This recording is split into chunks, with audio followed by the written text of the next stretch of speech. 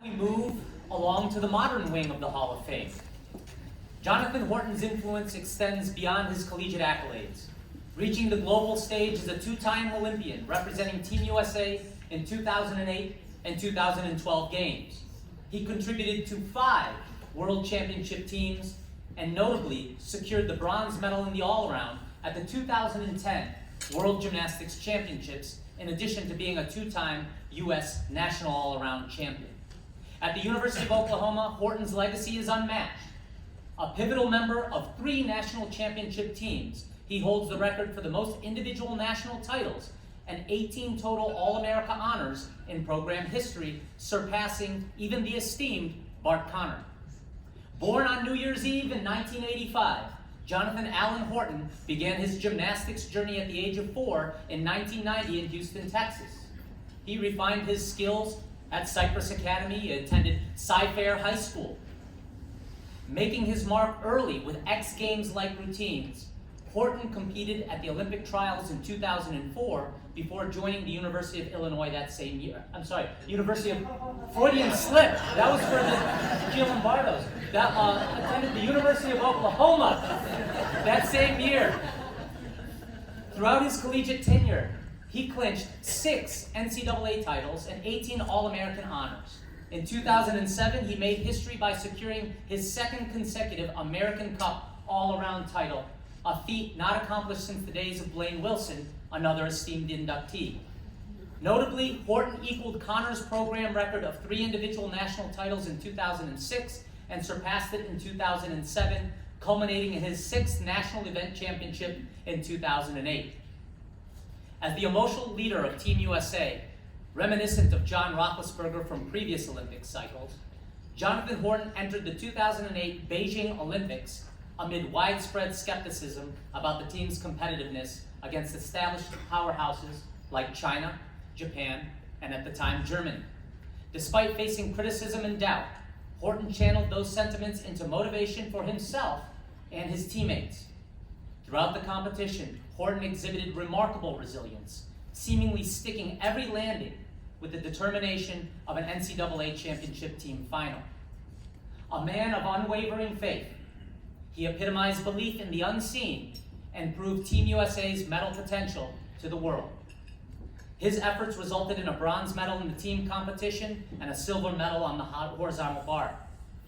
He then secured back-to-back U.S. Championship all-around titles in 2009 and 2010. Horton continued his successes by claiming the all-around bronze medal at the World Championships in Rotterdam later that year. In 2011, during the World Championships in Tokyo, despite sustaining a severe foot injury during his vault, Horton persevered and competed through the pain, later revealing a torn Lisfranc ligament and 2 broken metatarsals in his foot, requiring surgery. His resilience in overcoming adversity further solidified his status among the pantheon of greats.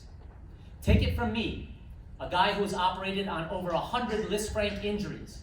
It was truly impressive that in less than a year after his surgery, Horton earned a spot on the 2012 Olympic team, a testament to his faith and his determination. Horton has said, and I quote, "College gymnastics was one of the greatest experiences of my life. It taught me life lessons and laid a foundation for who I am today." Since retiring from competitive gymnastics, Horton has continued to inspire others through his participation in American Ninja Warrior and his work as a motivational speaker and author. His published works offer insights into his journey, and he organizes the Horton Challenge, a gymnastics competition held in Fort Worth. Jonathan Horton, again a man of deep faith, shares his unwavering belief with his devoted family, parents Robert and Margot, wife Haley, a former Sooner standout gymnast, and their 2 proud children. Join us in honoring Jonathan Horton with a video graciously provided by the University of Oklahoma.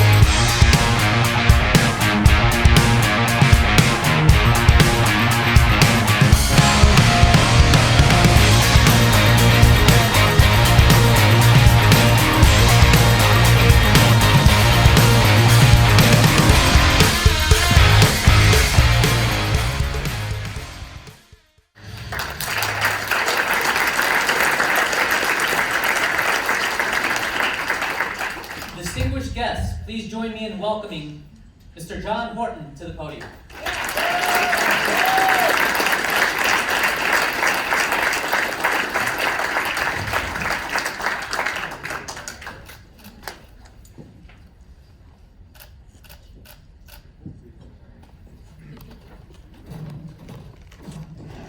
Thank you so much. I hate standing behind these podiums.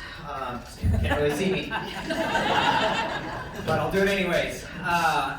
Anybody that was at the USA Gymnastics Hall of Fame ceremony a couple of years ago, you know I can be a long-winded talker. They gave me 90 seconds and I went about 10 minutes. I'm not going to do that today. I'm shooting from the hip a little bit. John Robinson called me and said, hey, will you say a few things? And I was like, I will, but I'm not going to plan for it. I just kind of want to feel it out and see where my heart goes today. So first thing, I just want to say thank you to the College Gymnastics Association. So this is an absolute honor. Thank you so much for just having me up here and for looking at my career. And it feels like it was a dream that happened, and now I can't do any of that stuff anymore. I tried to do a circle with my son the other day. I can't do one circle on horse anymore. So I look back on my career and it's just kind of like, wow, that was amazing. I'm so blessed that the Lord gave me that opportunity. I will share one story that I did tell on a Zoom call with a few people the other day. Mark was actually on that call, Tom Meadows, John and Tony also. Whenever they announced that I was going to be inducted, they asked me about the start of my career and what it was like going to the University of not Illinois.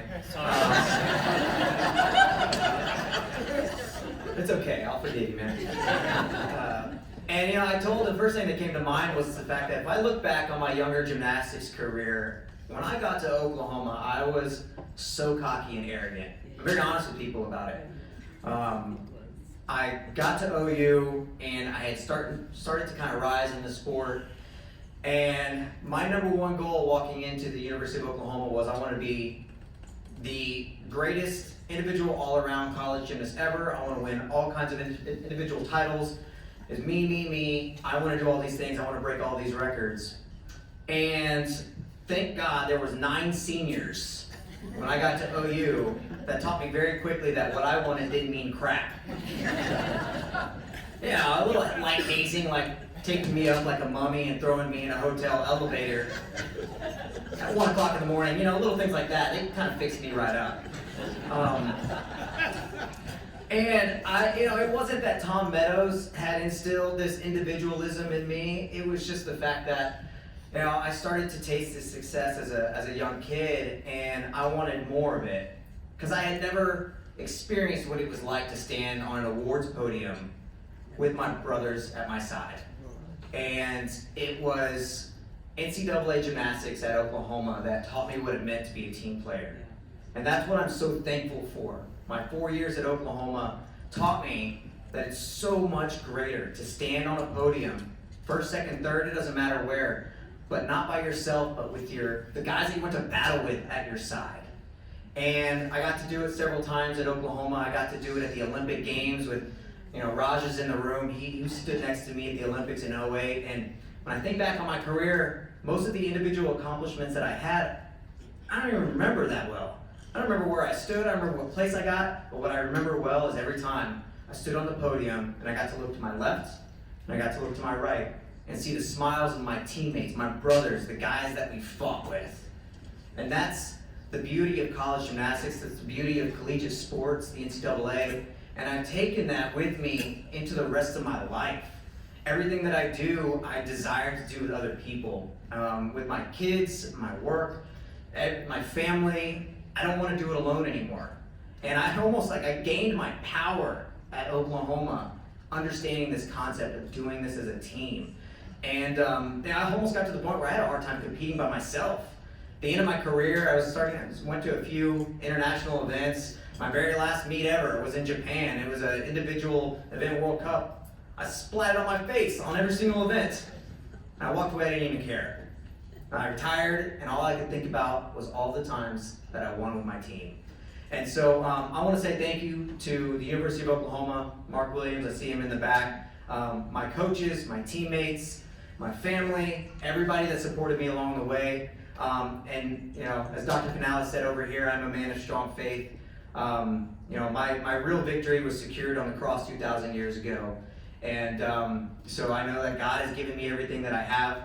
I'm very blessed for that, and it would be wrong of me not to say thank you to him. And so thank you so much to all of you for being here, for having me up here. It's an honor. Thank you.